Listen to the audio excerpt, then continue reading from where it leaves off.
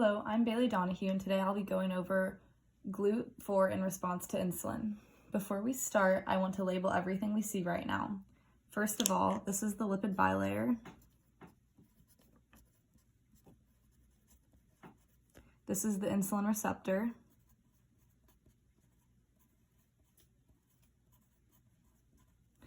This is insulin. And that's about all we have at the moment. When the body detects a spike in blood glucose, insulin responds by binding to the insulin receptor.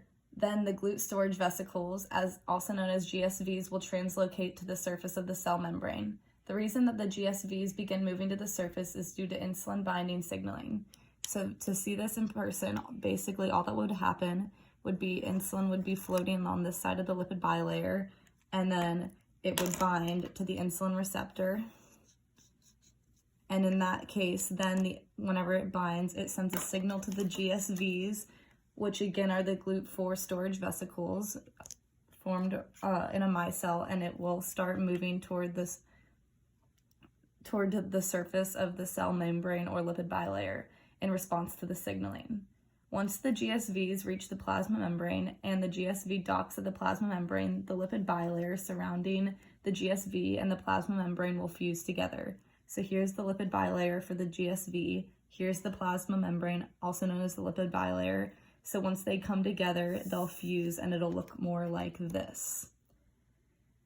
Following this, the GLUT4 becomes a part of the plasma membrane via endocytosis and then is available for moving glucose into the cell. This makes it easy for the glucose to passively enter the cell by using GLUT4 as a facilitated glucose transport.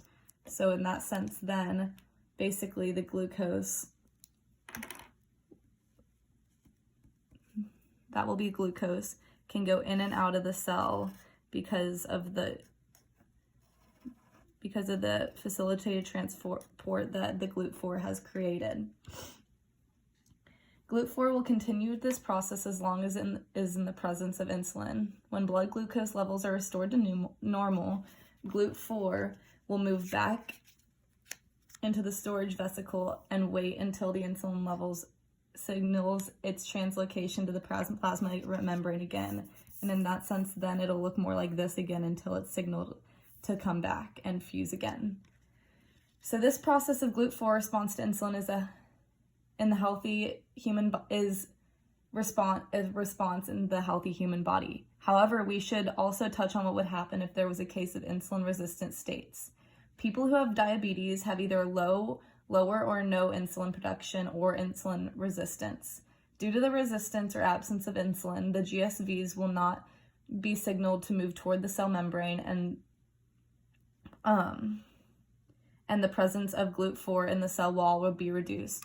That's because since there will be no insulin, there will be nothing to bind to the insulin receptor, and the binding of the insulin receptor and the insulin is what signals the GSVs to move toward the surface of the cell. Thank you for listening, and if you have any other questions, please email me at baileydonoughue@slu.edu.